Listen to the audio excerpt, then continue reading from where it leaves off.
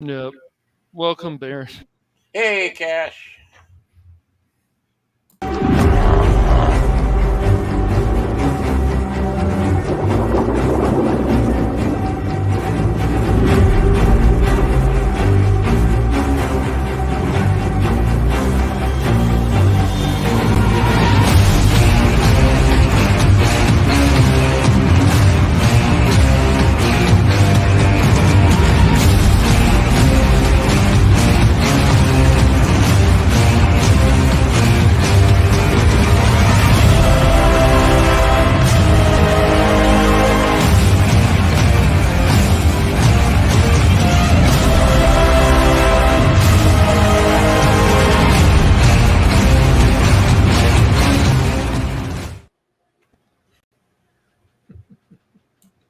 And hello, everybody. Today we have a special guest, the legend, the man himself, the CEO, Rissman. Oh, he's our boss. He's our boss there. Hey, boss, how you doing? Listen, like I said earlier, I'm just here to evaluate if this is another one of the channels I should add to my collection. So we'll see. We'll see. See how Run. it goes. Run far, run hard. Don't look back. Resistance is futile. You will be assimilated. You will be. Yeah. So, Matt, I brought you on so you can give us your background on YouTube, what made Matt Rissman, what's in the future for Matt Rissman, and other things that is interest of the CEO, Matt Rissman. So it's so funny, right? Because I had never had any aspirations to do anything on YouTube ever. Right. So like many other folks, I found myself into some sort of a weird YouTube, I wouldn't even call it a career, right? Just a YouTube presence that just sort of accidentally happened, right? Because I had really, like many others, I had very little interaction with YouTube. I should say many others my age. I had very little interaction with YouTube until the pandemic, when there was very little else to do. So everyone sort of, turned to content that was still being produced at that time, which was what I would consider to be independent content, like we find on YouTube. So my entrance into anything YouTube really was through love of Star Wars and just starting to consume some Star Wars content, which ultimately led me to Echo Base Network. And then one thing leads to another. And 2 years later, welcome to Rissman Base Network, right? And all this other foolishness happens. And, we develop friendships from I've spent more hours with folks online over the last 2+ years than I have, it seems like, with any group of people in person. And so all of a sudden, some sort of a weird online presence is born out of nothing. So I hear you were magnanimous enough to allow Coach and Nick to stay around on Echo Base Network after you have acquired it. And just to show the talent, the person who did the intro, I don't know if you know, that was Coach that did the intro for Phil. Mm-hmm. And the Buster bars were put in there just for you, man. I knew it. I could see the good work there. I thought that was for Paul. Oh, no. Speaking of, bars started out with Matt Rissman and myself. Then Paul got on board, and it has gone from there. Unfortunately, Cashmoney, where he's at in California, Stan, they don't allow Buster bars. So. No, it's all right, man. We know you live in a boring state. It's okay. But speaking of it's very Buster common bars, to have Dairy Queens up north, where Phil lives. It's very common. I have a Dairy Queen right behind my house. 5 minutes. I can walk. I think Paul has a very important announcement to make here. I'm waiting for this. Basically, speaking of Buster bars, you already know this, Phil, but Matt, I got redemption yesterday because I'm sure you heard about it from Phil, but several months ago, I tried to go into this one Dairy Queen about 30 minutes from where I live, and I was denied service specifically for Buster bars because A, their lobby was closed. They were doing drive-thru only. And B, their ice cream machine, they weren't serving any ice cream at all. And of course, I told Phil about that. He starts the joke of, "Oh, I called them ahead of time to ban you." And yesterday, I was on a little family outing, and we pull into the drive-thru of that same Dairy Queen, and I managed to get my Buster Bar that time. Yay! Here, I thought you were going to say. I called that Dairy Queen and spoke to the manager and told him, that gentleman there, he's banned for life. He's not getting not even a Sure, you did. Allowed to get a drink of water out of there. It would seem to be quite challenging for me to operate a Dairy Queen without ice cream. It seems to be like one of the primary. I have no idea how it works. Remember, the lights are on, the doors are unlocked. If there was some problem there, they would lock the doors, close the lights. But, I think they just realized it was Paul, and they knew he had a lifetime ban, and yeah. Well, here I thought the important announcement he was going to make is he managed to meet up with Buster Bar Girl. Ah, yes. Not Buster Bar Girl. Someone else. Oh my. A nurse that works with my mom. Mm-hmm. Ooh, a nurse. Nice. Wow. You're gonna write a song for her, dude. Yeah. Take my temperature. Thank you for my first prostate exam. Oh, no. It was really glam. You can do it again. So, Matt Rissman, I myself do follow you. Or stalk you, if you want to use that term. That's better. An extensive online presence. You follow me nowhere, pretty much. As I tell people, you can't hide from me. If I want to find you, I find you. Okay. False. You're not on Twitter. Yeah, I do follow you over in EBN. I follow you over at other channels as well, though I don't talk in the chat. Okay. But I do observe and listen, and I would like to ask you, since Star Wars is your main theme for you and very important to you, what is your take on the last year of Star Wars? Oh my goodness. There's the kind of ones. Yeah, it's a tough one for me because I think while I've enjoyed a lot of the Disney Plus content in bits and pieces, with the exception of the Andor series, I found it to be a little more surface level than I was expecting. And I think we're seeing a fair bit of that now in Mando season 3 also. And I mean, as fans who really, really love the franchise, we like to think, it's so deep and there's all this lore and different things are going to happen. And then time and time again, especially on the Disney Plus content, they've shown, particularly in the Mandoverse shows, that it really just isn't that deep. And I don't think that's problematic necessarily. Some of the storytelling just hasn't really done it for me. Like I say, Andor has been a bit of an anomaly because of the way they wrote it and because of the content. I'm a big Imperial stan, obviously. And so seeing all of that stuff, I found very appealing. For a lot of other folks, they hated Andor, couldn't get through it. Yeah, they say it's boring, but I just think it's like there's a lot of deep drama. Give it another chance.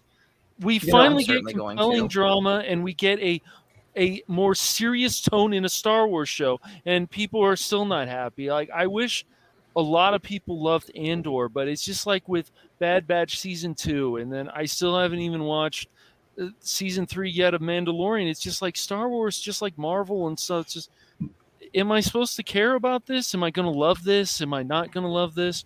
Andor made me feel something, just like you, Matt, just like Nick. It made us feel something. Well, and I think also in comparison to other original content I watch on other streaming platforms, the content that's being produced for Disney Plus, specifically Star Wars and Marvel, seems to be a little less superlative. It's not. It's a little short. It feels a little cheaply produced, and I'm like, okay, well maybe they're just treading on the history of the names Marvel and Star Wars, and they feel like they can get away with some things. Yeah. But I'm having a much better time watching Picard season 3 than I am watching just about anything else. Thing. I will say when it comes to Star Trek, I would say that at a time it was worse than Star Wars, slightly better, and that's not saying much about Doctor Who, but Picard season 3 for me has done a turnaround, and I think if season 3 was our season 1, I would think that would have brought Star Trek back, not maybe all the way back, but would have brought it back to where it was relevant again. So I agree. I will say this when it comes to Star Wars, and I don't know how you feel about this, Matt, and everybody else can voice their opinion. After Boba Fett and after the Obi-Wan series, I was pretty. I felt that Star Wars kind of used Luke Skywalker as a bait to bring people back. Kind of disappointed people again. I did watch the very first episode of Andor, and immediately I was upset because Disney Star Wars said they wanted to tone it down, no killings. You know, you had the Wookiee and Boba Fett that got shot 1,000 times but couldn't die. Yep. But then you get Endor, and the very first death is a headshot. Now, you didn't get to see it, but you know there was a headshot. That should have been something Boba Fett did. We didn't get that. We didn't get that. So already for me, Endor, it might be great, it might be good, but I'm not at the point. I see Star Wars like a restaurant. I went to your restaurant, the food was lousy. I went a second time, give you a second chance. The food wasn't much better. I ain't going to risk going back a third time and get food poisoning. Too late. Yeah. And I do want to ask Cash. Going back, where can you please point on the doll where Andor touched you?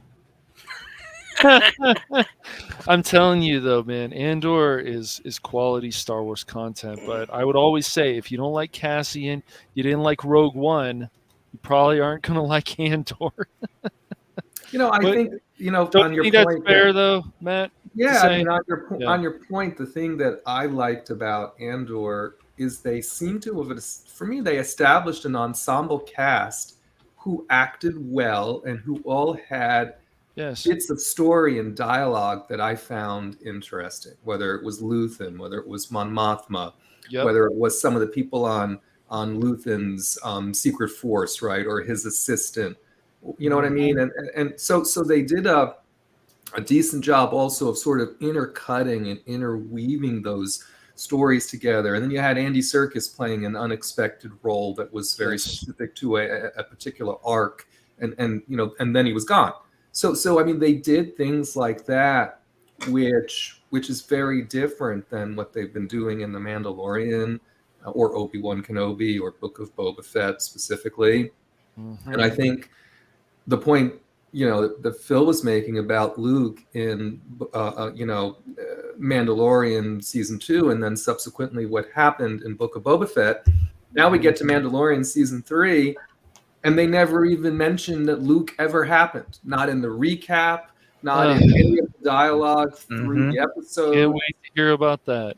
See it from we even get to one point where Grogu was flipping around, like Luke taught him, and Bo-Katan says to Mando, "Did you teach him that?" And Mando's like, "Nope, it wasn't me." Never says who it was. The word Luke Skywalker, it never even comes out.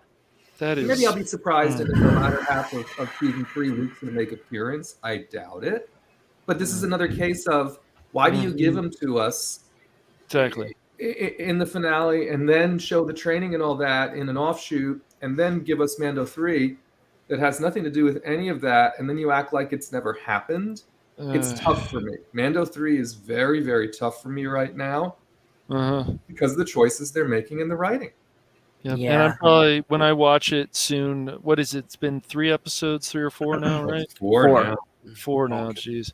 Matt, I will probably feel the same way, Matt. I probably will feel. Go ahead. I'm sorry. Go ahead, Paul. I'm feeling the same way too. In fact, I was originally planning to review that 4th episode tonight, but I just can't bring myself to even care right now. So I think what I'm going to do is just wait until the rest of the season goes, rip the Band-Aid off, and just go and just review the entire season as a whole from there. Because at this point, see, I feel like I made the right choice with Andor, where I intentionally didn't watch it week to week. I let it go for a certain length of time, then watched all of that chunk, and then did the same thing over.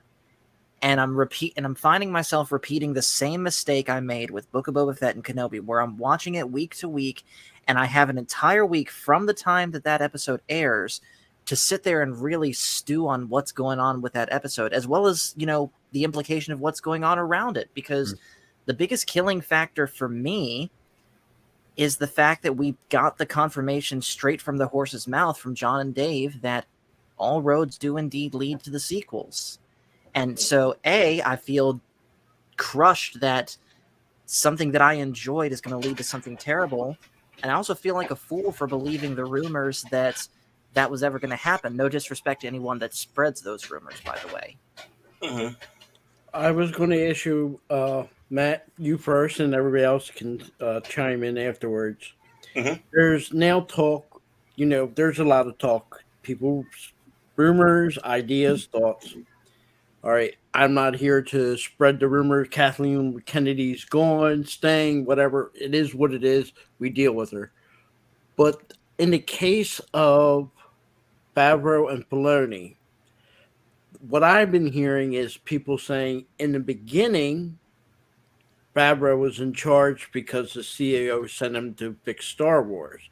Filoni was more like the number 3 in Lucasfilm. And according to what I see, he's still number 3. But now, somehow, some way, people are thinking, since he's got this title of director or overall director or whatever, that Filoni's now in charge and Favreau is kind of answering to him. And I want to ask you if you feel that way, or do you think that there's more to it than whoever's running the show? I think that the story that's being told in Mando 3 is the story that Jon Favreau intends to tell. If I look at all of the interviews that I've seen where Favreau and Filoni are sort of there together, Favreau is doing all the talking related to The Mandalorian. Filoni says very little. So I think with the exception perhaps of consulting on how they're handling the character of Bo-Katan specifically, and maybe how any of the story ties into other things that are going on, like Skeleton Crew and Ahsoka. I mean, I think Filoni is helping with those things. But I think Favreau has had a plan for The Mandalorian, and we're seeing that plan executed through the Book of Boba Fett and Mandalorian Season 3. Apparently, one of the stunt doubles for Mando said what's going to happen in Episode 5 is going to be even more different than anything we've seen so far. So I think they're trying a lot of different things in this current season. And I personally don't think it has anything to do with Filoni's influence necessarily, other than just consulting on Filoni characters who might find themselves a part of the story. And translation on that, more different means even more of a hotbed argument point for us, basically. Probably, yes. Yeah, because the recipe for success on Mandalorian up through even Book of Boba Fett, if you think about the Mandalorian specific episodes, was mission of the week, right? Mm-hmm. Father and son take on the galaxy, get the kid back to the people who can train him, do what I need to do to survive as a bounty hunter, and also take care of my ward, and let's just go with all of that. what we're getting in season 3 is a whole. It's like, to me, it's like it's a whole different show. Yes, it's still called The Mandalorian, but everything we're getting in season 3 is all around Mandalorian culture and lore and community and how are they going to progress as a society, for what purpose and to what end. I think that's the story that they're trying to tell us through this season. My issue is for people who were invested in The Mandalorian for what it has been through the first 2 seasons. Now it's almost very shocking, right? It's like, wait a minute, is this even the same thing? I mean, I know the characters are the same, but we're having a whole different, set of interactions now in the current season of Mandalorian. And I've seen a lot of people who've been like, I liked Mission of the Week. I like Bounty Hunt. I mean, I liked the dynamic they'd set up in the first 2 seasons. Now I'm getting some sort of a different kind of a story. What happened to The Mandalorian? Not to mention what happened to The Mandalorian, the character. A lot of focus because of this shift in storytelling, a lot of the focus has been taken off of him. And at least for me personally, at least, within season 1, Baby Yoda, whatever. He was nice in the first 2 seasons enough. But what kept me watching was Mando himself. And now a lot of the shine has been removed from that character for some reasons outside of Star Wars, which we won't get into. But just also the fact that ever since he got the Darksaber, it seems like he's just lost a lot of his mojo because he can't fight with it. I'm with you. I'm not writing the story. We're not writing the story. But what I hear is the same kind of feedback in a lot of the communities in which I interact. And it's, they miss the old Mandalorian, right? It's becoming, it's picking up phraseology now. Because again, the storytelling and the way in which the story is progressing is so very different.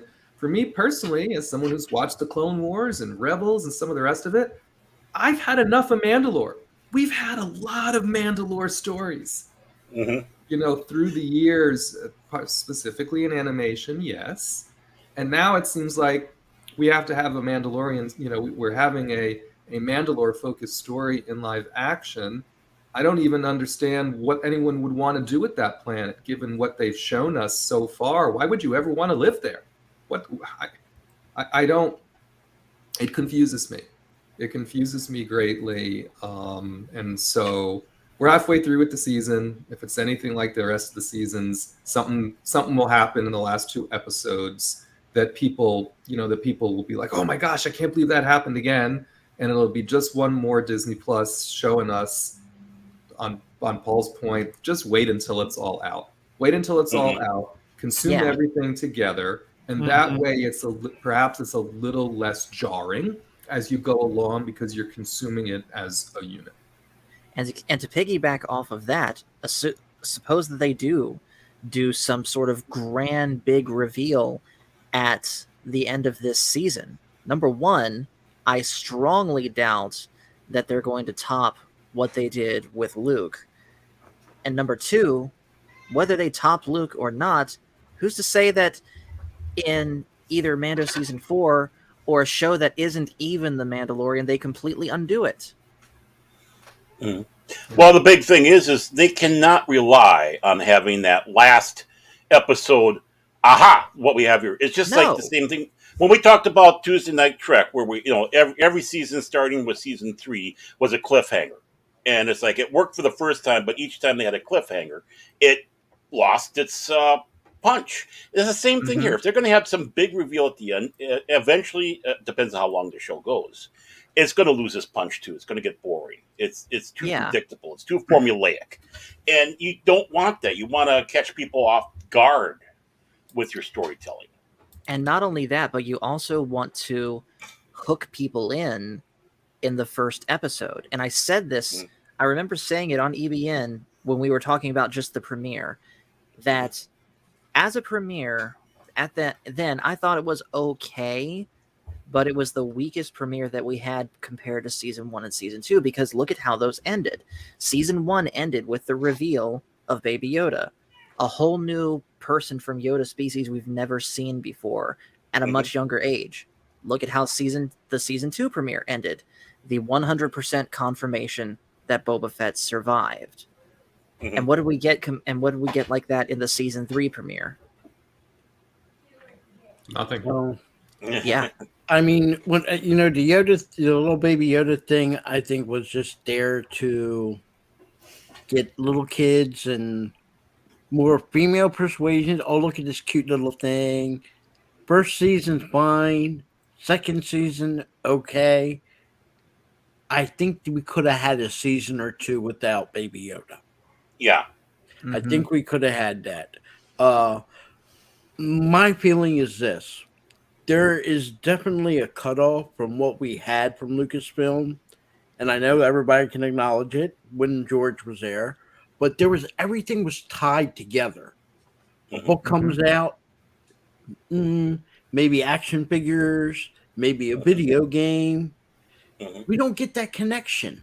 I mean, yes, we got an excellent game with Jedi Fallen Order, but we really didn't get much. It's not bad though, Phil, but it's not bad, but there's nothing attached to it.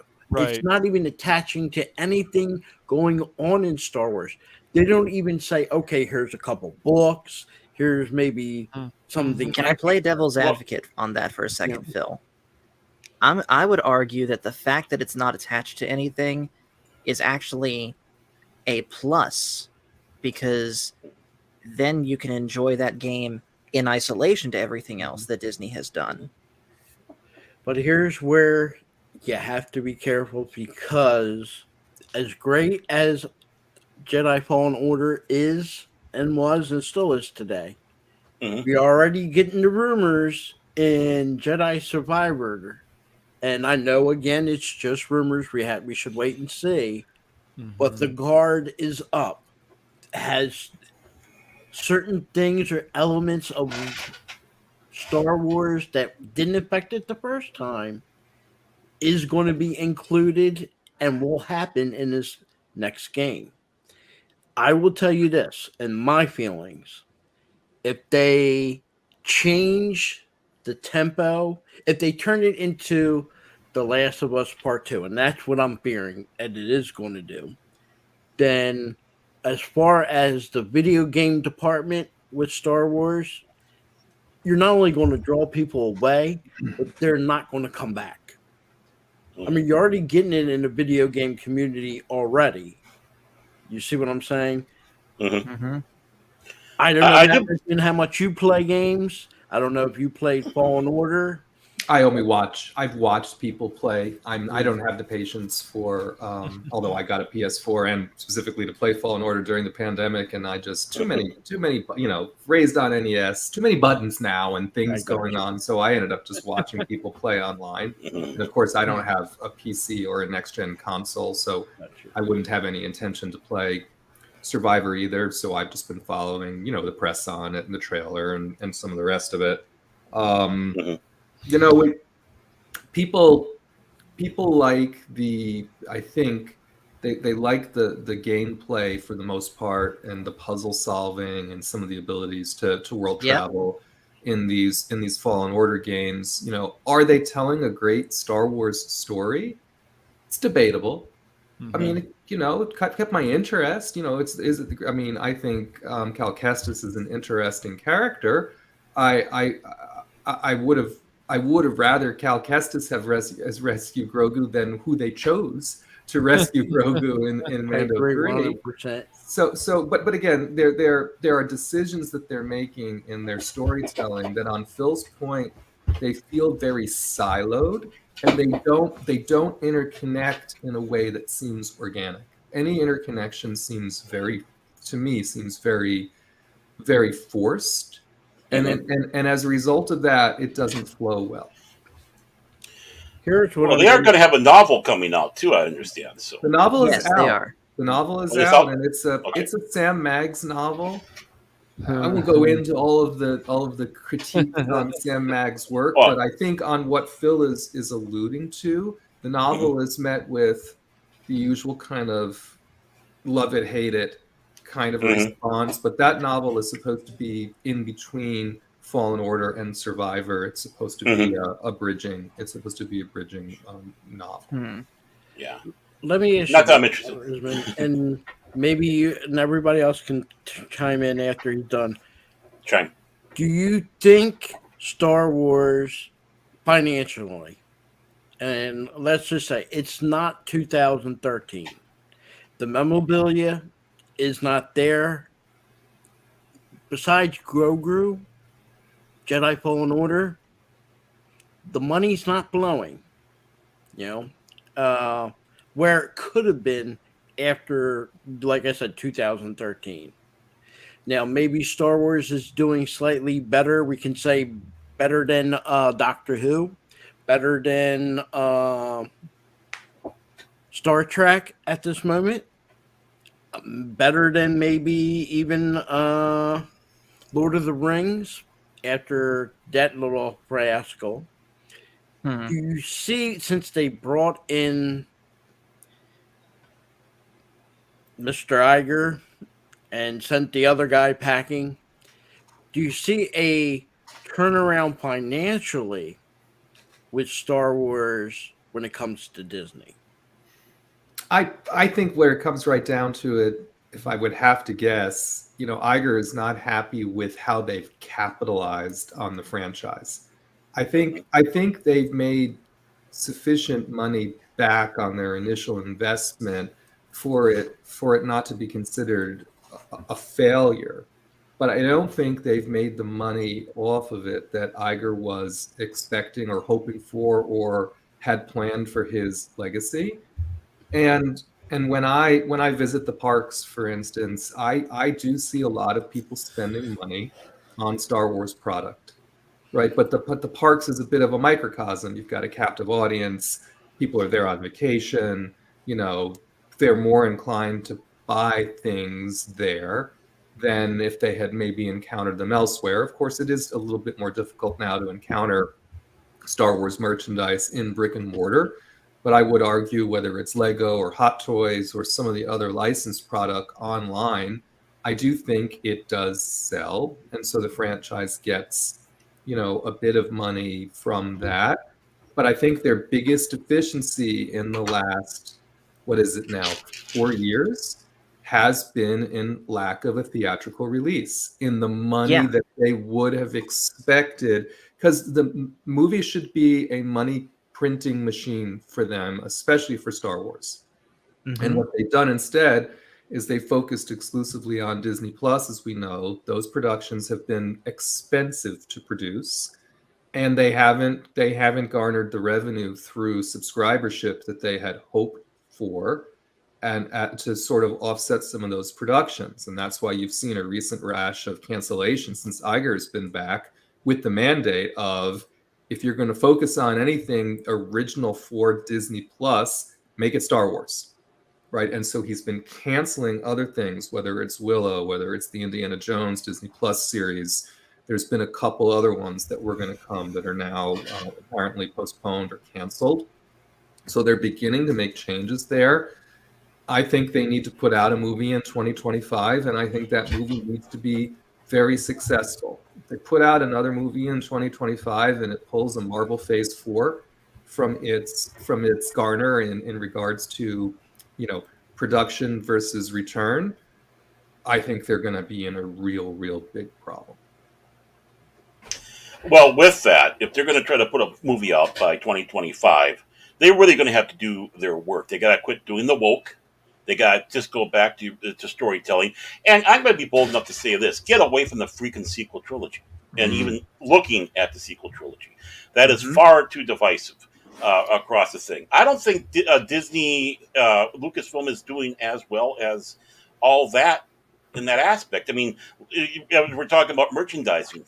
The toy. I mean, even when the Rise of Palpatine came out, the toys were hardly anything. You would have thought that they would have had some nice looking toys out there, But the thing is they're not even aiming for the kids; they're aiming for adults. And how are you going to get the next generation in if you do not have the kids?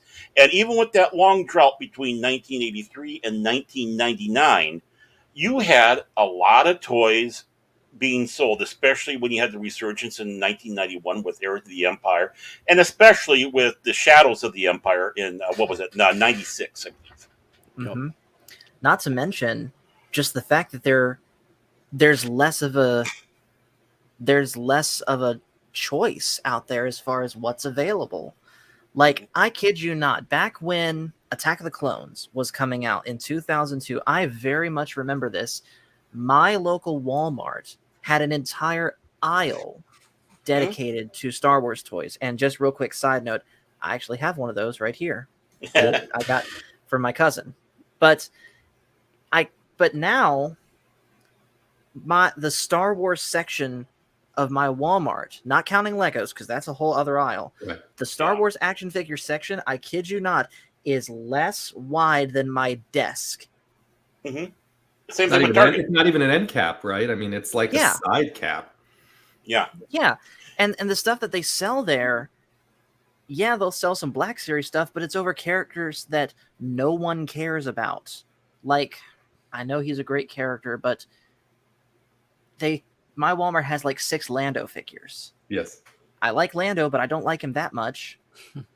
Mm-hmm. Nobody else does. That's why they're still on the shelf. I have never seen Star Wars in the dollar store. They might have had a puzzle or two for little kids, like a 30-piece puzzle thing.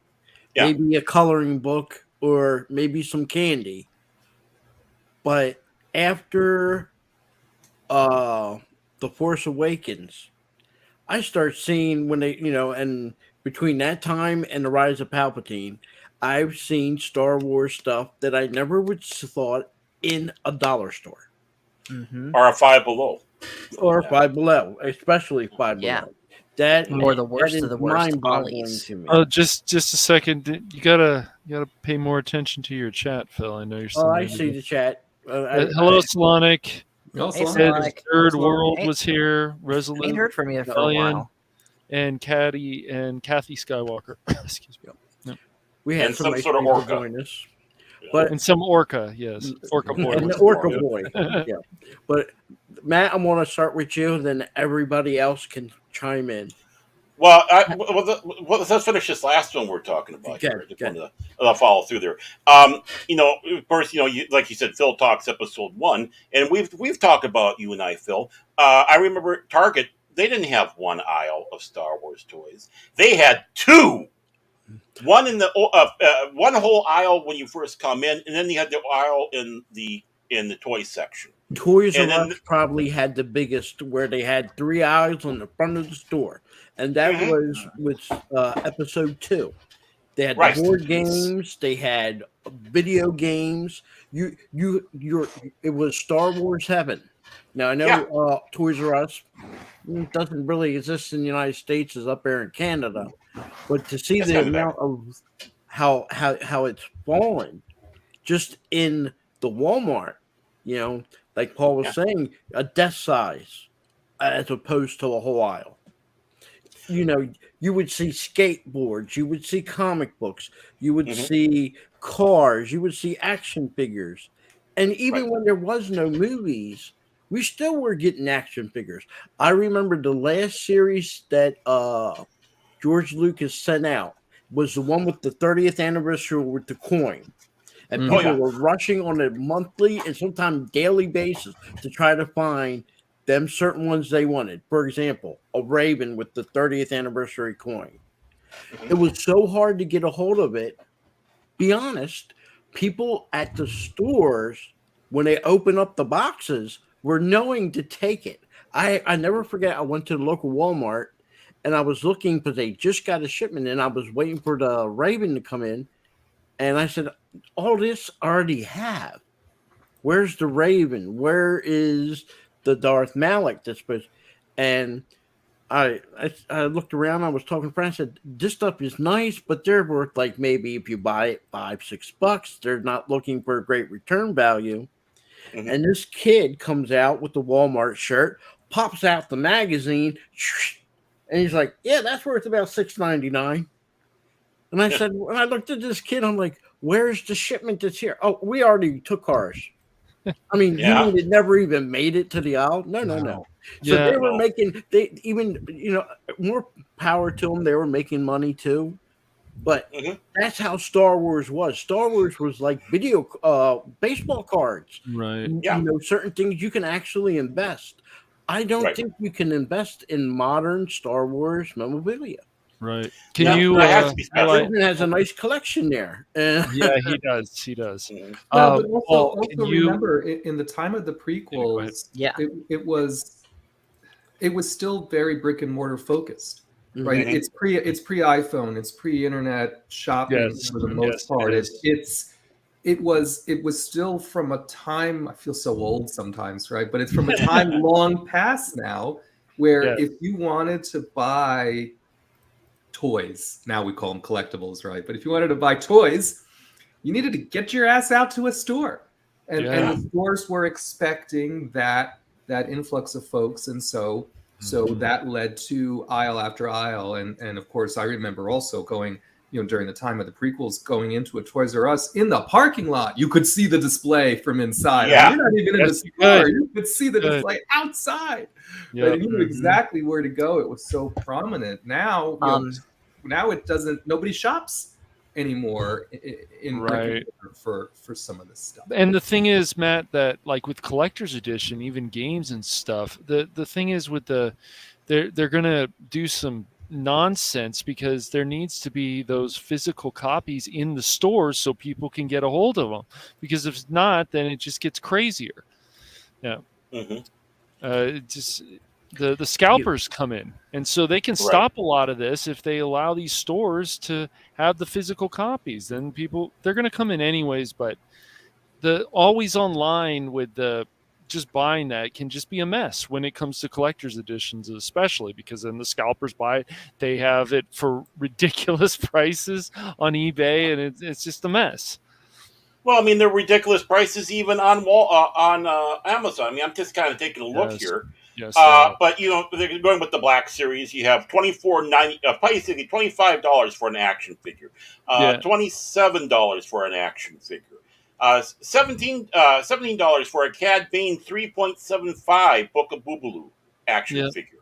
I mean, honestly, how are you going to get the younger set into this? And of course, with not a huge selection even on Amazon. For what they have offered for Star Wars figures. Okay. But it's the prices are just outrageous. Who would have thought that you'd see an action figure going for that? And it's like, well, you're not aiming it for kids. You're aiming it for us old people. And you figure we got the money. Well, go out there, have lower price action figures, put them out a lot, and then aim them for kids like you used to. I agree. You were going to say something to me, Cash? Yeah, Paul, can you highlight what Solonic said? I do not have control. Which one you want me to highlight? There's more shows than figures nowadays. Yeah. There you go. Yeah. Right. Well, he's right. Yeah. And there he I is. said that. Yeah. Well, I mean, do children play with action figures anymore? Or do they play I don't online? know. I think they just, they here's play an with app. these. Here's your iPhone. Here's your iPad, whatever, here's an app, but I mean, it's hard to even get.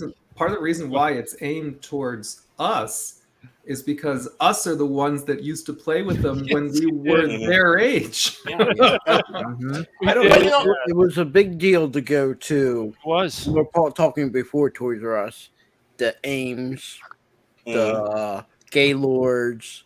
There were other stores that don't exist now, but department stores like even Sears.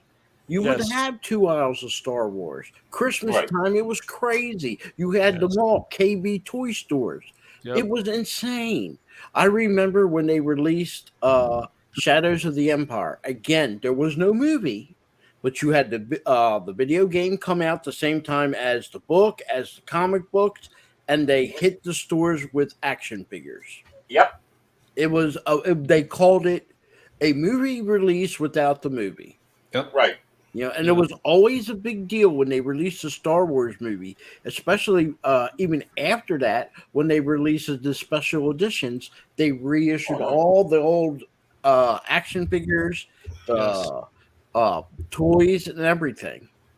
You know, Well, and that's the thing is, you did have kids up to about, I would say, 10 years ago or so that were still playing with action figures because they were still affordable. well, And that's what kept Star Wars alive. That's how we got that next generation. Don't change that quick. 2013, when George Lucas sold and Disney acquired it, there's a drop. You know there's a drop. Okay, because George knew marketing. Action figures, like I said, on that 30th anniversary edition, even though everything was released at the same time, that Darth Raven figure, I don't even want to know how much it is right now. There was the special edition of what's his name, Baron Fell's High Interceptor. I showed Moth Rissman about a year ago. It was going for, and it was only sold at, I believe it was Target or Walmart, and that thing right now is like $300. Yeah, I believe it. Disney Star Wars don't have anything that can compare to it. And see, that's the fault. I mean, yeah, you showed us the iPad, but if Disney was smart, they would have continued on with that. They know how to market toys. They know how to go in there, but they fell through. George knew how to do it. Yeah. And that's what kept Star... And just as much as Timothy Zahn's Heir of the Empire and all that, the other thing that kept Star Wars alive was the action figures when they really re-released or started the new lines, because it got kids interested again. Yeah. And they'd sit down and watch the movies on VHS, all scratchy and all that. And then the parents would introduce, hey, buy action figures, and they'd get sucked into the Star Wars trap, you might say. But again, when we got to Disney, it's like a wall hit. Don't forget, we used to have TBS, which still exists technically. They would always have that around May. They would have the Star Wars Day, and you got the original trilogy playing. Later on, they did it with the prequels. That whole day, you could watch Star Wars. Even if you didn't have you didn't have the internet, but you could get into Star Wars. You knew that was coming, and occasionally, at least every 3 months or so, if it wasn't TBS, it was another pay channel on your cable network that was showing Star Wars. And then I think on your point, Phil, somewhere around the time that Disney took over, they seemed to make a conscious decision that they would shift the merchandising into more like branded home products. So they moved away from action figures, and now you can and started to put out your shower curtains, your towels, your Spaceballs, the breakfast cereal, Spaceballs, the flamethrower. Yeah, your plates. You know what I mean? They took the brand, they took the IP-ing, and they added it on to more everyday good type thing, or plushies or other things that maybe appealed to more preschoolers and younger, and then for everything else, they moved over to branded, and they seem to have left all the rest of it to third parties they licensed it out and partnered in that way. A very different strategy, right, than when George Lucas was doing this and pushing it out, and I think we're still there. Right, we're still, because when I go to Galaxy's Edge or the adjoining Hollywood Studios and just see what they're selling, like I came away with the Stormtrooper beach towel.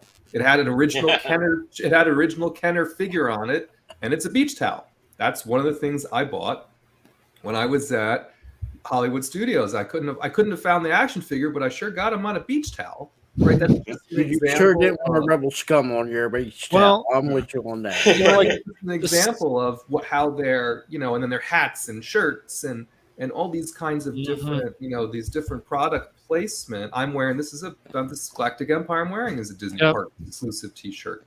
Right, the last shirt I bought was Vote for Vader 2008, because remember Lucas put a bunch of shirts out there. It was Yoda, you had Darth Vader, Boba Fett, and it all said vote for this individual, Yoda or Boba Fett or Vader.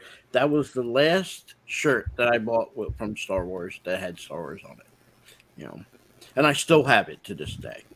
Well, and now everything, just about everything you see is Mandalorian focused, right? If they're selling the heck out of anything.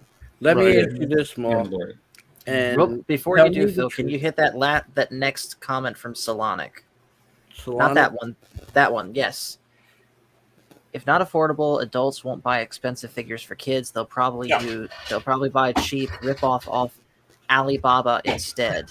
Yeah, because kids don't care if it's legitimately licensed. Well, the rip-offs of Star Wars was happening even when Star Wars came out. There were action figures that were cheaper and looked quite similar to the Star Wars action figure. They weren't made by Kenner. Yeah. Nope. You know. But, and usually they came from like Mexico or Argentina. Something cheap like that. Yeah. And now those are expensive. Yeah. Those have a high. I knew kids. There were friends of mine.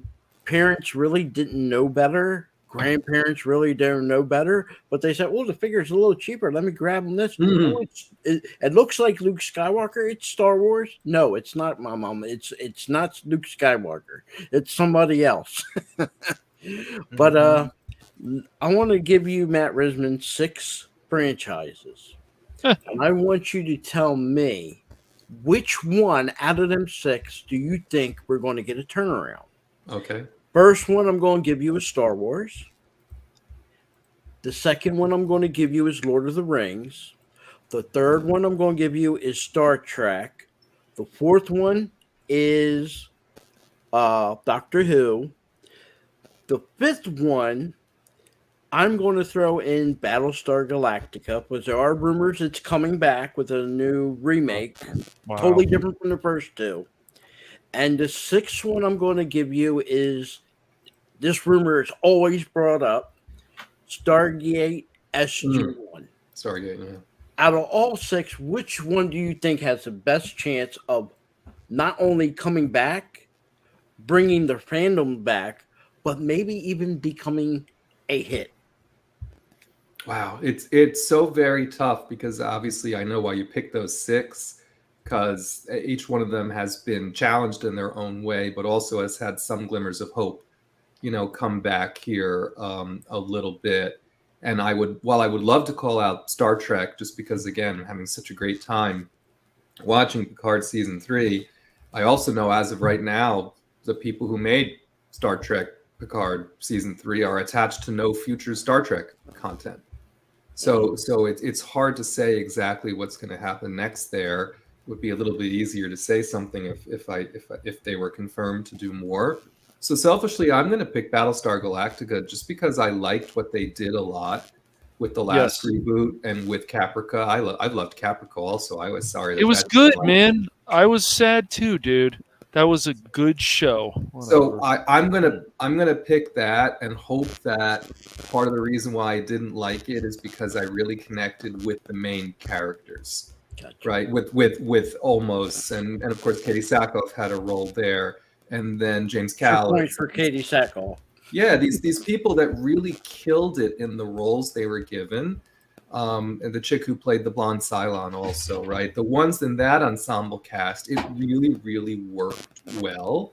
So I always have to wonder to myself, did I really like it because they did a great job telling a Battlestar Galactica story?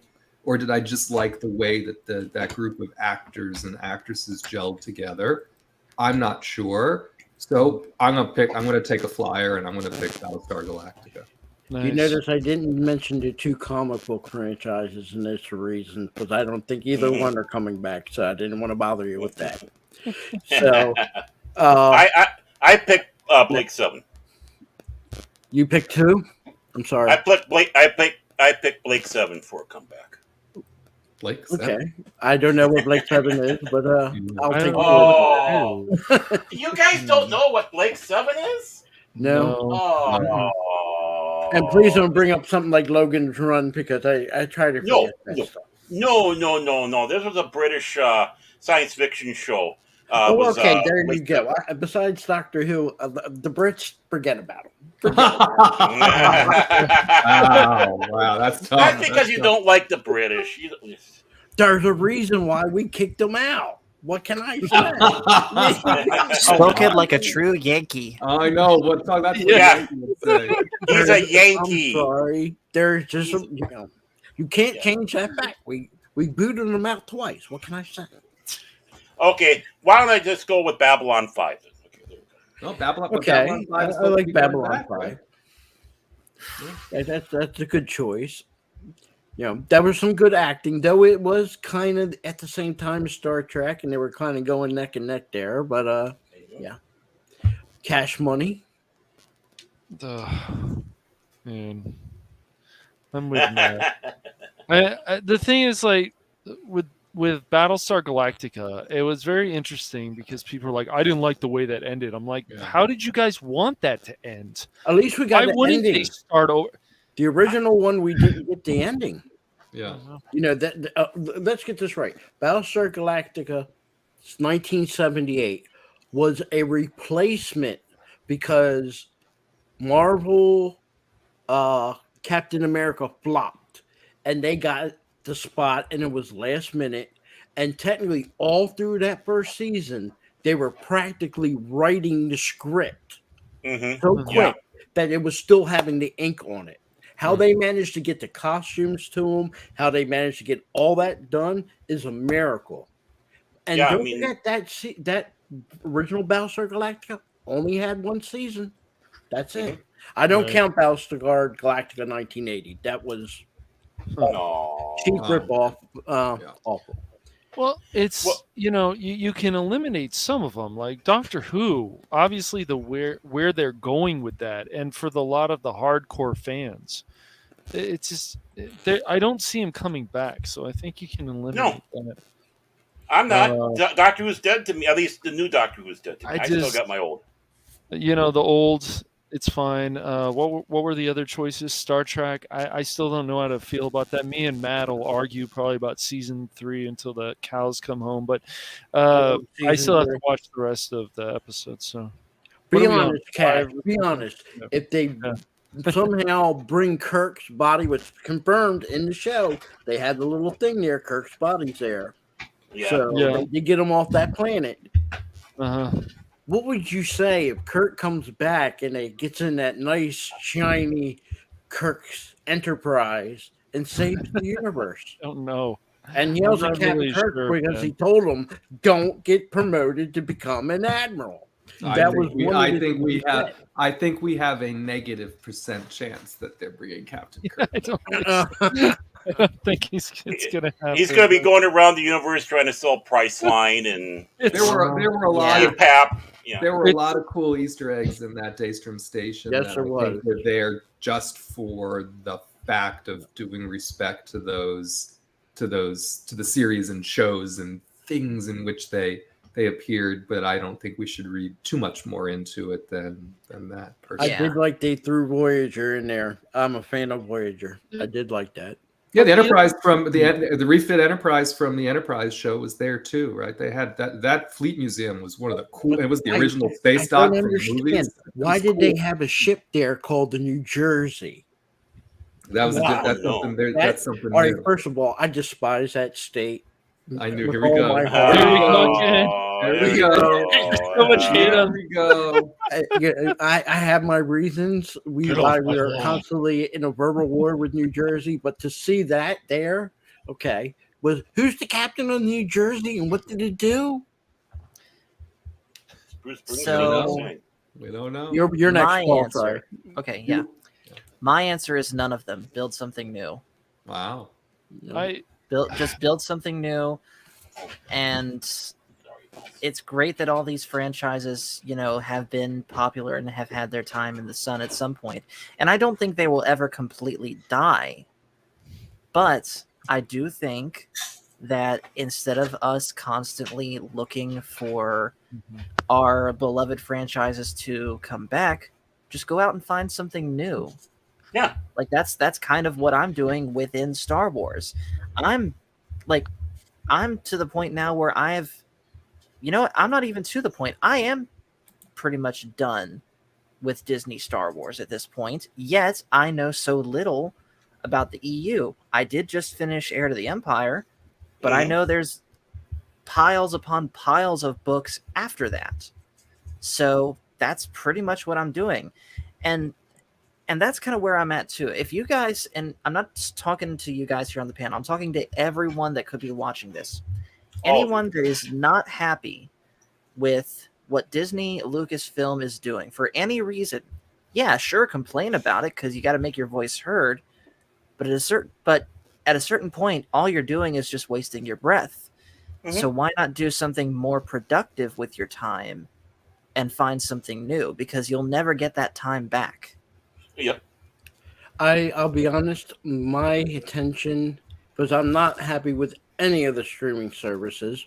I don't like cable anymore. I really can't, my thing is I have watched fan-made content and I've been more happier. The fan-made content of Star Wars on YouTube alone is better than some of the Star Wars that we got since the Disney bought.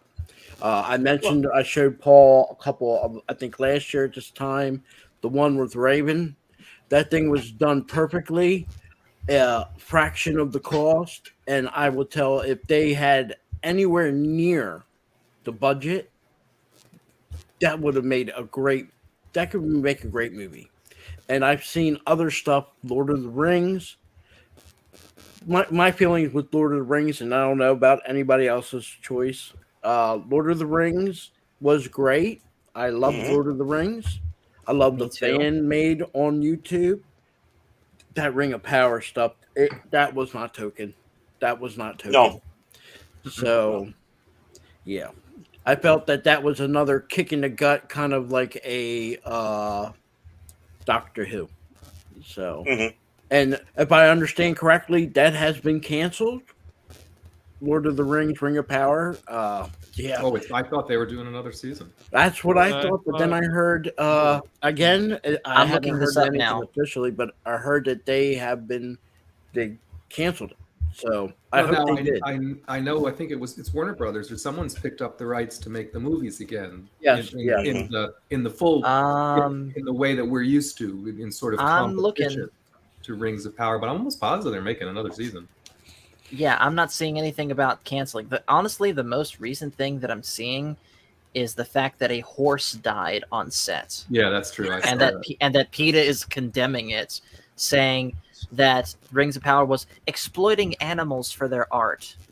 PETA doesn't like animal control. Cashmoney must have went on the set with his 9-iron, 5-wood, and his butter.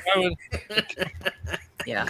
You are also, what does PETA stand for, everyone? People eating tasty animals. Oh, no. So what happened? Did Cash go on there and beat a dead horse? Cash. That is something he likes to do. He doesn't like the halflings. What can I say? Halflings. Especially if the horse was a redhead. There you go. Don't start, Matt. Thank you, Matt. I knew you were on my side. So, poor Cash. But no, now, Matt, but seriously, oh no. If any of those shows, though, Phil, like they come back, are they going to do them right? Are they going to? I know people are feeling like now with season 3 of Picard, like, oh, Star Trek's coming back. I still, from what I've watched, I just feel like it's member berries to an extent, but I understand that people are enjoying it. Like Matt, for example, he's been watching Picard since season 1, and he's been enjoying it a lot. I have to, and on this point, love it for member berries, nostalgia, or otherwise. You sort of have to, or I sort of have to take it as a one-off until they prove otherwise. Until they prove that they're able to keep the momentum going and continue to tell interesting, original Star Trek stories with good character development that support the story and writing that feels like Star Trek. As much as I'm enjoying this season, I have to treat it as a one-off until or unless something comes along next that shows they're keeping it going. And right now, the only other thing I know that's coming back, I think, is there's another season of Discovery, or the final season, and they're bringing Strange New Worlds back for another season, I believe. And now I think Kurtzman has said more, stand by, more announcements are coming. Well, yeah, he says season 3 for Strange New Worlds. Matt, I want to throw this out to you. Explain to me on Strange New Worlds that their power bill's been paid, yet on Picard season 3, where's the lighting? Where is the lighting? Did they not pay their power bill? Seriously, it's so dark, Matt. I can't get used to that. It's very dark. So I feel like the right answer is somewhere in between the two series. But if you think back to The Next Generation had a very 80s feel to it. It was very bright. The series was primarily a rosy series because Roddenberry said there should be no conflict. There should be no conflict amongst the characters. It should be, put some conflict in the story, but the characters shouldn't have major conflict, and the sets need to be airy. We've now flipped forward in the storytelling to something that's very dystopian. And I will say dystopian doesn't always have to mean depressing, doesn't have to mean hopeless, although we have gotten, in my opinion, a lot of that in modern Star Trek. Even though the sets are a little dark in Picard season 3, there is a bit of a brightness in where they're going in the story that, for me, I'm okay with the way the sets look. At least they're not so damn reflective. I don't understand how so much of this. How can you operate on a bridge of a starship with everything shining in your face? Right? There's some parts of the aesthetic in some of the modern Trek that I just don't understand. At least the Titan feels to me like a starship. Well, when it comes around to, sorry. So, no, you're fine. I just wish it was a little bit more brighter. And I do notice, and I will keep the original Star Trek show separate, difference in the lighting between TNG, Deep Space Nine, which I thought the lighting on Deep Space Nine was perfect for space. And I thought they did an excellent job on the lighting in Voyager. It wasn't always bright, but it wasn't always dark. But for me, with Picard season 3, it's just I get the feeling they didn't pay the electric bill. They're not doing that on Strange New Worlds. You can see the bridge perfectly clear, enough lighting, everything. Well, the sets on Enterprise were a little dark, also. If you consumed Enterprise as a series, but I will acknowledge, and Terry Matalis has acknowledged it online, there has been an issue with the rendering of Picard season 3 in some of this online, some of the TVs and some of the boxes that people are. There's been a problem between the Paramount app specifically and handshaking with a lot of the newer televisions, resolutions, and some other things that they have been working on. I watch it mostly via a Roku box on the Paramount app via Roku or on my iPad, and I haven't noticed a huge difference there, but I know folks who have watched it on like apps embedded on their televisions and some other things have said that it adds a level of darkness to it that's unintentional. And I know Terry has been, because I follow him on Twitter, he's been quite adamant about them trying to fix that because it hasn't been to specs. Getting off the lighting issue for a quick second, and as far as whether Picard season 3 is truly a return to form for Star Trek, having not seen it yet, but also having been keeping up with people's reaction to it, I don't think it is quite yet. I think it is a step in the right direction, but I think it's only a single step, because you might like it, Matt, and Coach and Nick might like it, and Mr. Burnett might like it. Oh, speak of the devil. But anyway, wow. I know he's tagging the Echo Base Network, but behind the scenes, you're like General Electric. You know what I'm saying? Yeah. Echo Base Network belongs to the RBN network. Coach, we're talking to your boss right now. You could have kicked him to the curb, but you make sure he has a job so he can, feed the family, take care of everything. I do admire you for that. But I do have to have one disagreement on the thing that Gene Roddenberry's pronouncement that there is no conflict amongst the crew only came about when Next Generation came around. That's right. You had conflict amongst the crew with the original series, and that conflict was, of course, McCoy and Spock, which was very important because you had the two sides of a debate. And that was one of the downfalls for Next Generation because now it all became kumbaya and everybody's so bland. And the thing is he, Gene Roddenberry was very schizophrenic with what what is, what isn't. He changed his mind. It depends on what he was smoking that week. So when it comes right down to it, there's nothing wrong with having the conflict amongst the crew. It's how you do it. And the original series was perfect on how they did that. And they need to reproduce that instead of just having characters absolutely mean to each other like they have in STD.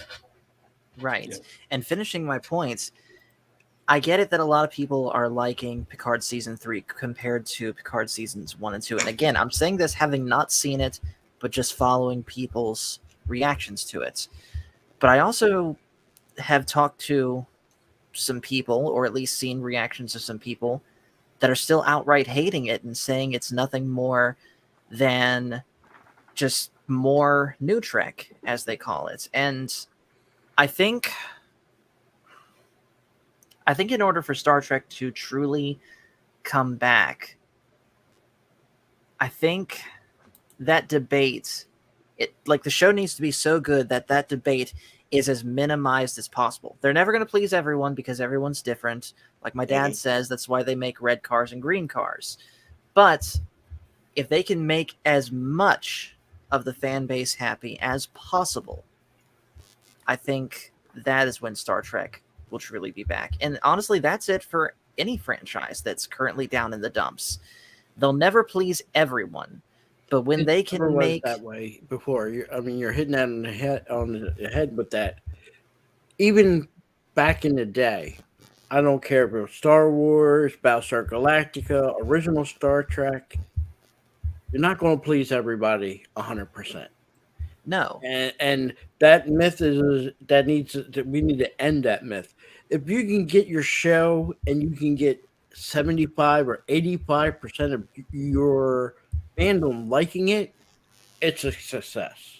Exactly. There is people that are constantly going to say, I don't like Star Wars, and any chance I get, I'm going to put it down. Mm-hmm. And we have to acknowledge that. Even if you would, some people say, I don't like Star Wars, they're not going to touch it. But there are some people that are going to go to a stream and they're going to go to some place where they can vote.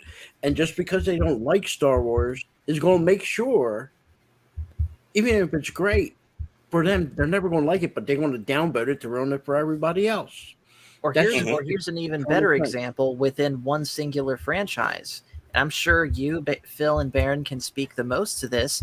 How many people that call themselves Star Trek fans, even before New Trek was a thing, how many people consider them just purists to the original series and didn't even like the Next Generation or anything that came after because it's not Kirk, Spock, and McCoy?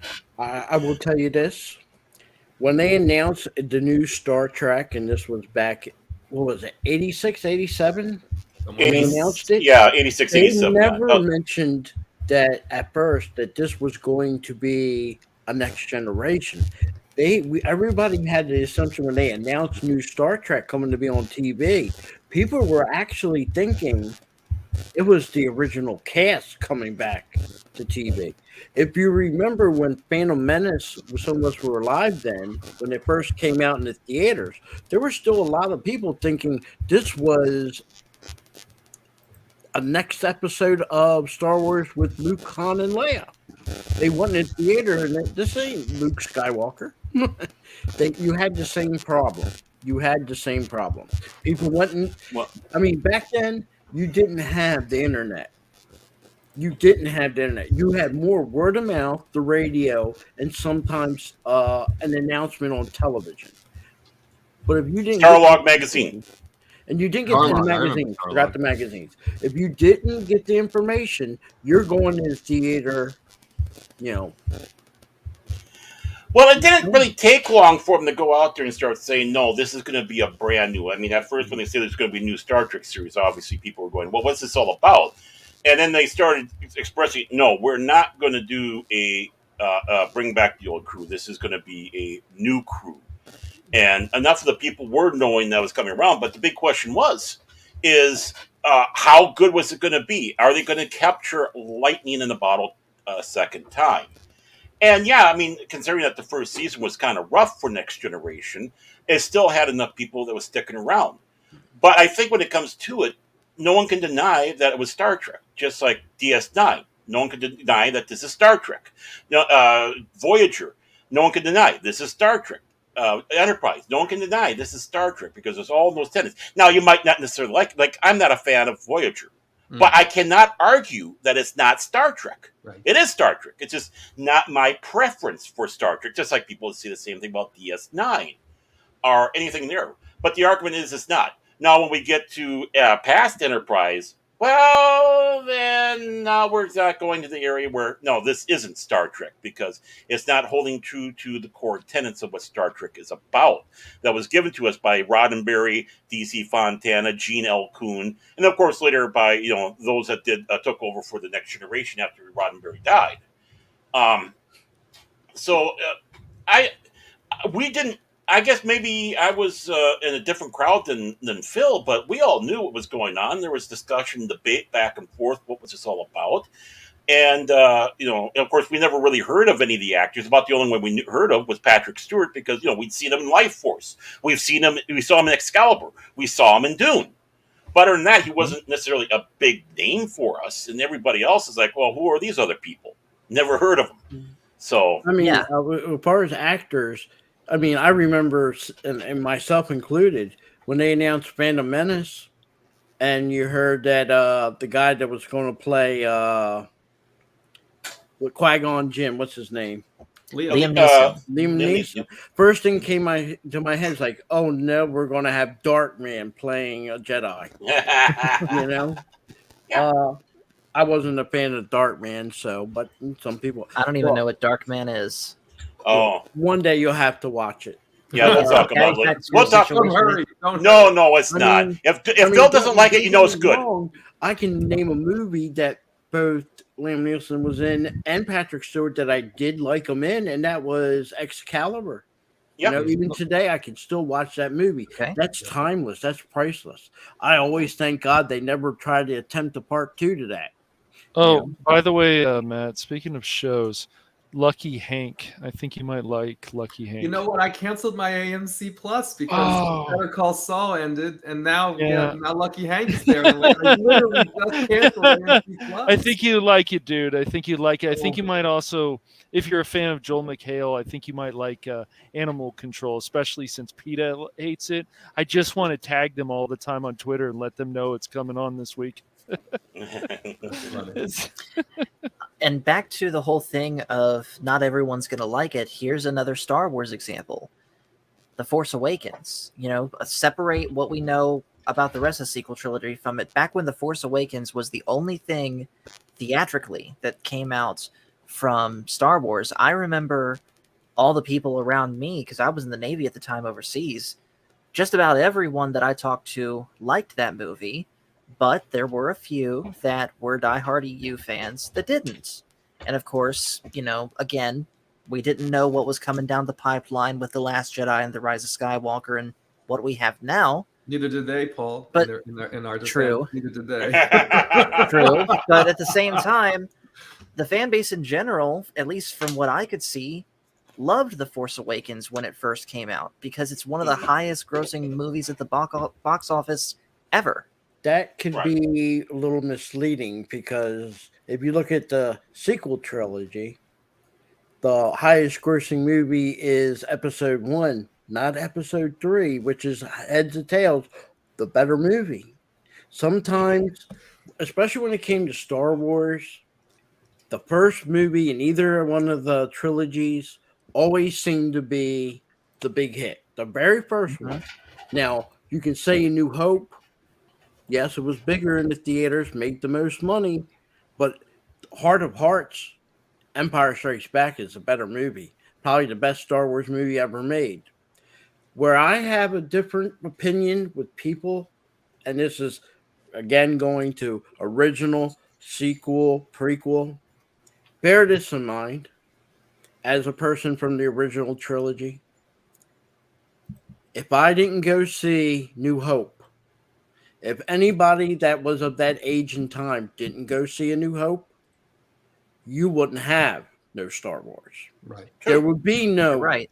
prequel or sequel. So when someone that's a little bit older from back in the day says, oh, the original trilogy, you have to give them their due. Because if these people didn't go there, if you didn't watch New Hope and put it on the map, you wouldn't have got two more trilogies. And where would you be at now? Right. Well, if Star Wars wasn't, I don't want to say it as a you're indebted to, but you do owe a nod and a shake that the people that went to see them movies did for you. And I hate to say "did for you." If there's a better word I can use, I would use it. But please, Phil, we all know you. We know that you know that we like to be indebted to you as much as we can. No, yeah, you'd be indebted to me if it was Battlestar Galactica 1978. Because there's everything in that show that if you were to say, I really want to be diversified, I really want to be inclusive, it was done in that season, an only season, all the way back in 1978. You had a second in command who happened to be an African American. You had a one of the fighter pilots in charge. What was it? It wasn't blue, it was red. But you had what's his name? They swapped him and they made him Oriental. I can't think of the name of him. Boomer. Thank you, Boomer. Then you had women as star pilots, black and white. So everything that you would say today, diversified, inclusive, but it wasn't hammered down our throat.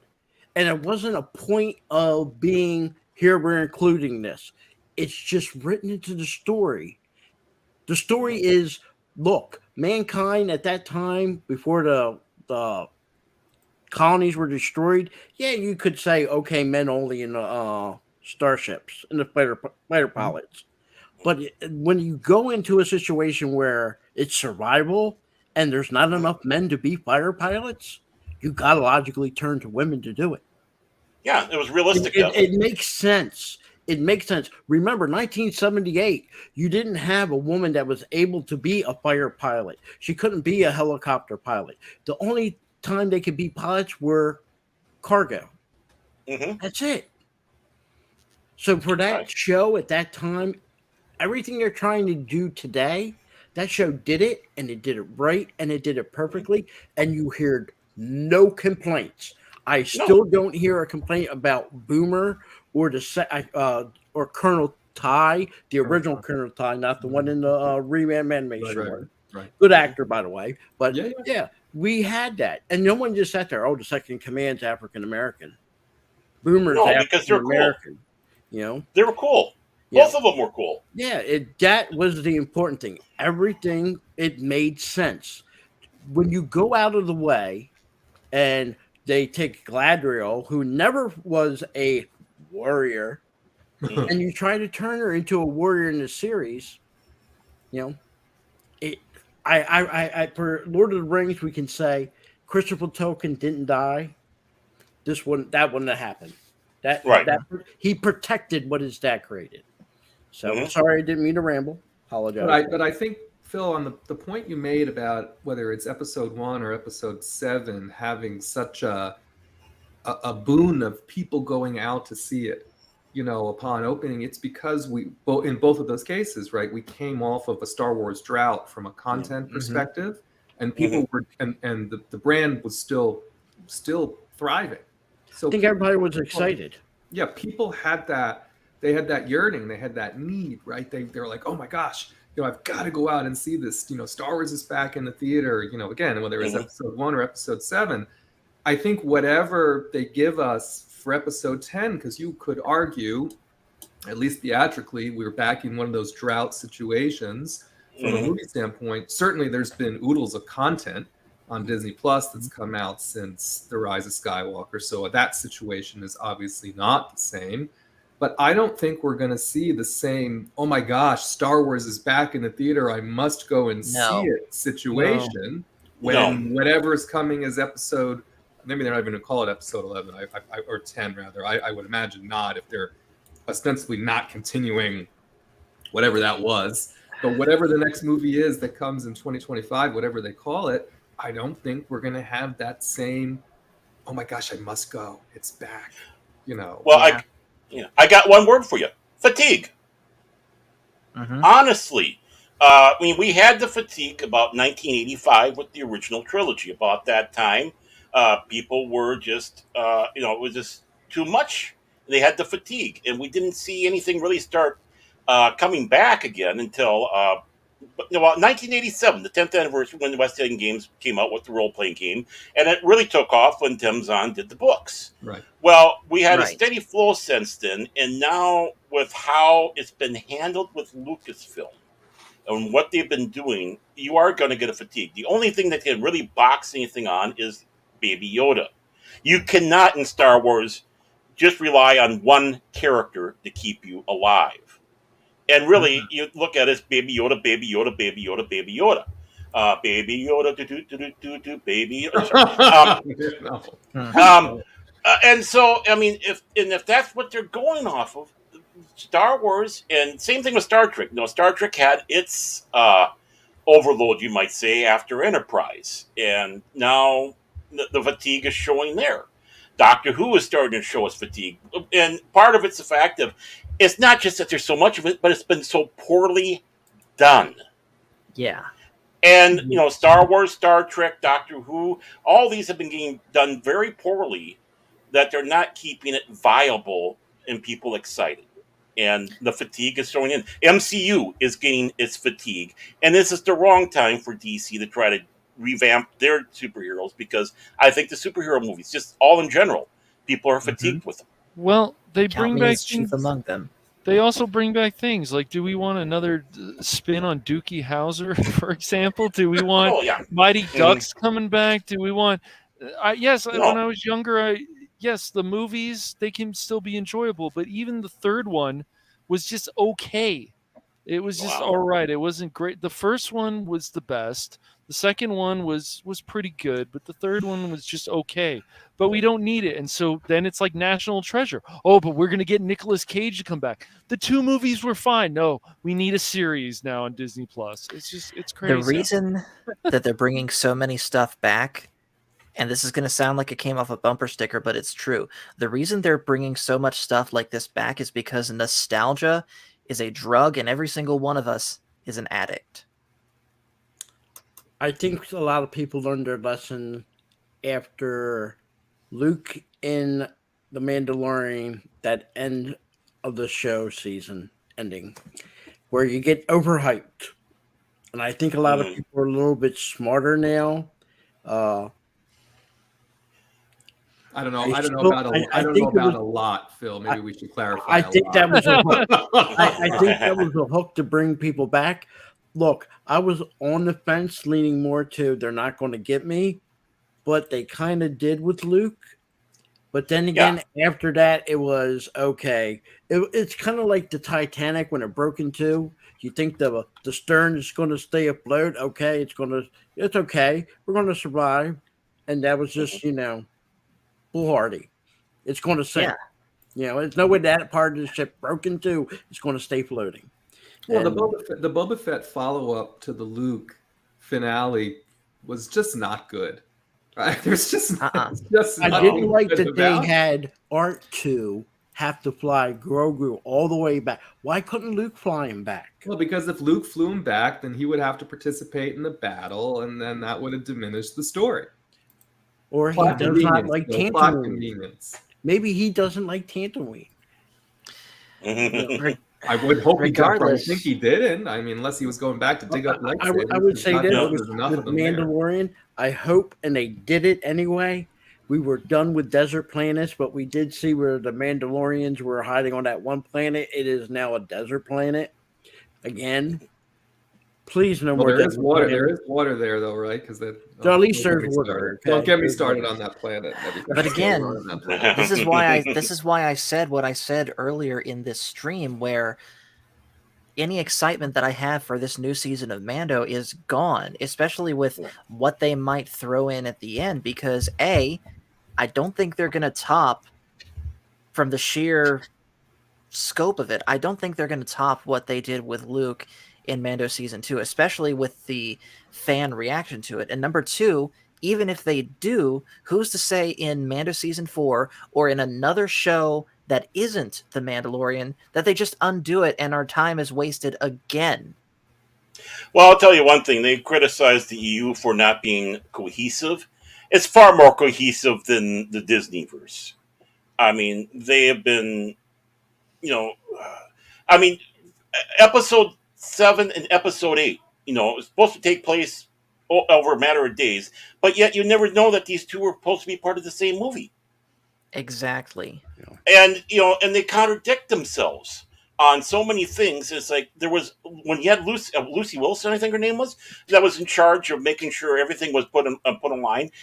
With the EU, you had a pretty good cohesive binding of that universe. But the one thing I think we're also forgetting, besides, the storytelling, presentation, whatever you want to call it, is the economy. The economy is going to be a big, huge thing here. If they're not going to be able to get their return on investment on stuff, people are not spending as much money anymore. They can't. Mm-hmm. We have all these different streaming services out there.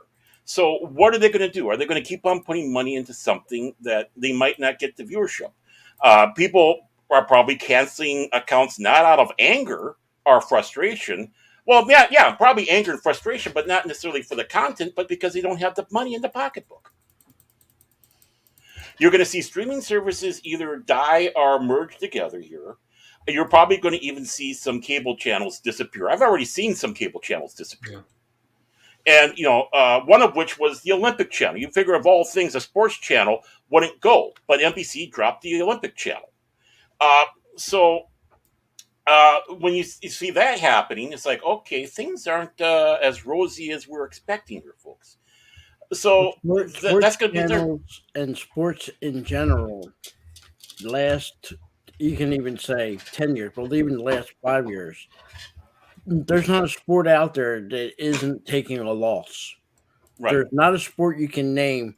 I mean, growing up as a kid, NASCAR maybe was WWE. No, I won't even count W. I hate to say this. I am not going to count wrestling as a sport. Oh, them's fighting words. Yep. That's the only sport I even somewhat care about still. That is particularly at the time devolved into, but that's more of a soap. That's developed into now a soap. I get it. Well, it's a sports. I talk about the big four. That is football, baseball, hockey. Basketball. You can throw soccer in there, maybe even 5, auto racing. Like I said, in the 80s and 90s, NASCAR was the fastest growing sport. Maybe football was slightly ahead. NASCAR today totally lost touch with its fan base. Yep. In the current, they're renegotiating. They're looking at renegotiating at a loss. ESPN as a network was big. Yeah. When I was growing up. ESPN today at a loss. So who owns them? It's not sports, but it's sports, even sports related. It's not a good place to be in that type of industry. It's not. Yeah, but Disney owns them, and they're feeling the pinch there. Well, my feeling with Disney is a monopoly. Yeah, if it's not near where Bell Telephone was at, I don't know what is, but it needs to be broken up. I'm sorry. Well, it's not where Bell Telephone was. It's even worse. Yeah. Well, like I said, what did they own? They own ABC, ESPN, and 5 or 6 other cable channels. Oh, more than that. Not counting what's officially Disney. Yeah. Then you have they bought MGM, I think that's what pushed them over the edge for me, thinking they are a monopoly. If they never not to mention MGM, 20th Century I would not have said Fox. a monopoly. Huh? Yeah. Oh yeah, but thank God they did 20th Century Fox. But Avatar 2 saved them on 20th Century Fox, right? So, yeah, I guess I got lucky on. They can thank but at the same time, that one. For now, same time, because James Cameron's so focused on Avatar, we're likely not going to get a sequel to Alita: Battle Angel. Oh. No, he's very busy. Yeah, he's very tied up with Avatar for the foreseeable. So 13 years to the second one, so who knows? They're gonna put his head in a jar for the next one, Matt. Yeah, it's gonna be Futurama. Oh no! Here we go. Yeah. I'll say this about last thing about sports real quick. Used to be 80s and 90s, cities could be threatened, sometimes states. We're going to pick up and move. At this point in time, how things changed, a lot of cities and some states are like, just go. Virginia didn't care if they got the, whatever you want to call the Washington football team, if they came to Virginia or not. The Redskins. Yeah, that's what I call them. But they don't care. You know, if they come to Virginia, great. But if they stay in Maryland or they go back to D.C., they don't care. Well, it doesn't, because on your point, it's not the money machine that it once was. Right. And remember, a lot of these sports teams, when they in the 80s and 90s, they had to use dual purpose stadiums. Yeah. Yeah. You know, now then in the 90s, it was a boom. Oh, we're going to make our own baseball only stadium, football only stadium. And that's good when you're on the top of your game. But when you're seeing what the losses some of these teams are getting, how much money they're losing, football shouldn't have a football only stadium. Your max you're going to get is 18, 19 games. Yep. In a whole year, that's not a lot of football. You know, baseball, yeah, I can see a baseball only stadium. But that was the big deal. You know, football and baseball would share the stadium. I mean, Coliseum was known for that. Med Center and the Metrodome here. We had they had the same thing out there in San Francisco, Candlestick Park. You know. Now look, we got to have what is it? The A's are thinking about going now to Los Angeles, and they're going to want a high-priced stadium. Is it Los Angeles or Vegas? Vegas, I think. One of the two. But look what happened to the Raiders. They got their nice stadium, right? They're still the same, and I'm a Raider fan. They're still the same sorry team they were when they were in Oakland. Nothing changed. So you can give them a brand new stadium. If the product still stinks, it still stinks. Right. You know. So well, and that's what we're looking at. And you know what? I think the economy, the way things are going, the things crumbling down, I think is actually a good thing for us, because it's going to pare down things. It's going to probably break monopolies, not the way that we expect, but Disney's going to have to divest things, either get rid of things, end it completely, or divest. And by doing so, it's going to bring in a new, fresh face in here. So, one man's folly is probably going to be our boon in the form of entertainment, even sports. But we'll have to see how that goes. I mean, let's see how smart people are. I do think it all kind of goes back to something. I think it was that Phil was basically saying in regards to how people spend their time. Right? We've been going. We've been on here for an hour and 45 minutes or so. Yeah. People nowadays would rather watch a live stream for an hour and 45 minutes than do a lot of other things they might have otherwise done, including go out to the movies, consume a sporting event.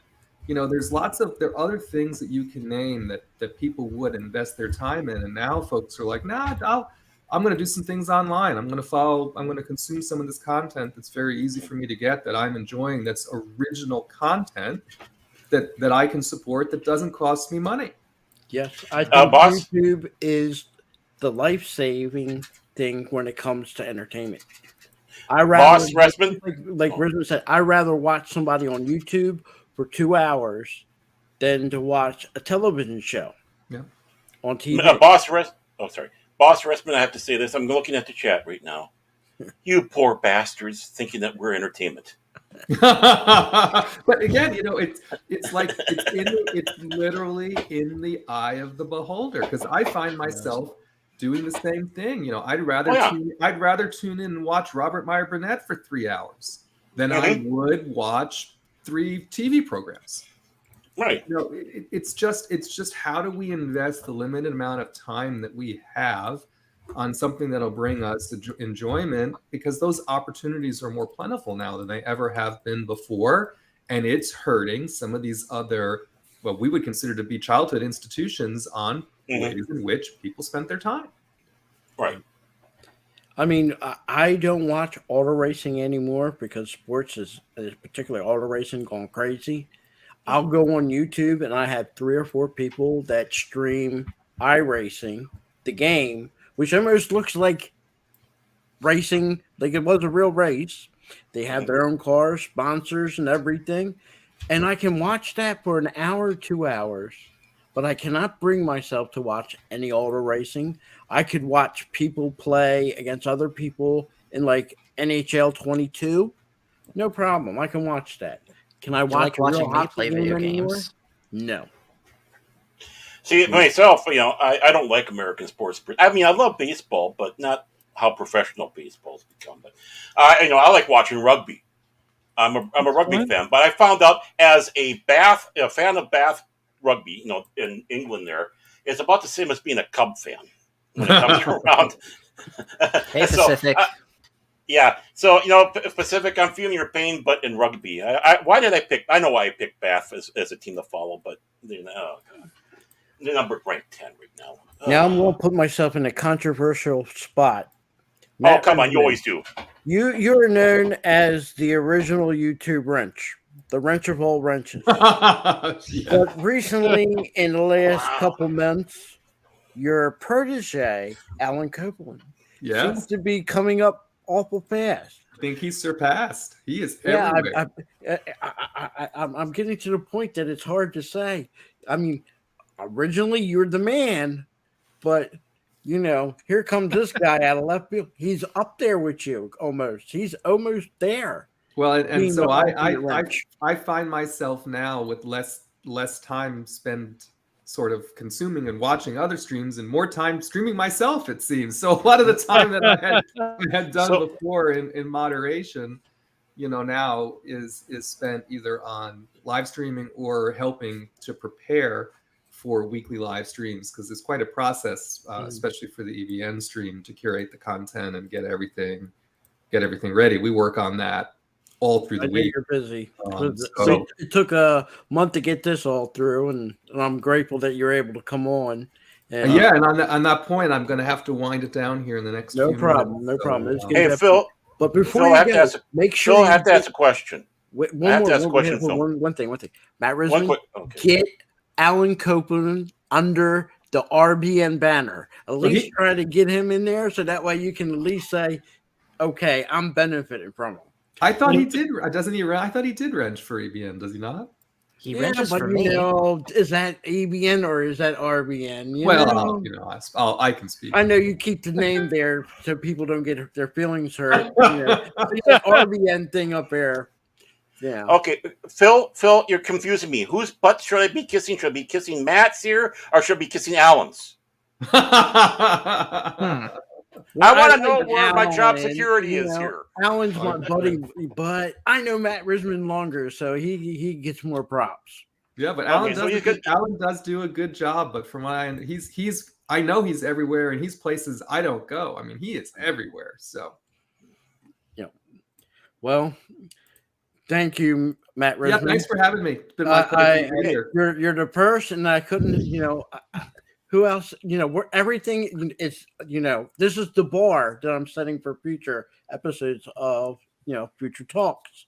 So who knows who's going to be next, but this was special for me because, me and Matt Rissman, we banter back and forth. I forgive him for all the John Denver videos.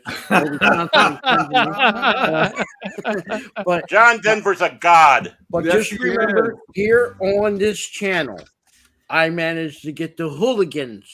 Yes. I managed to get the Holligans. And on that note, Phil, you brought this upon yourself. No, don't do it. Almost heaven.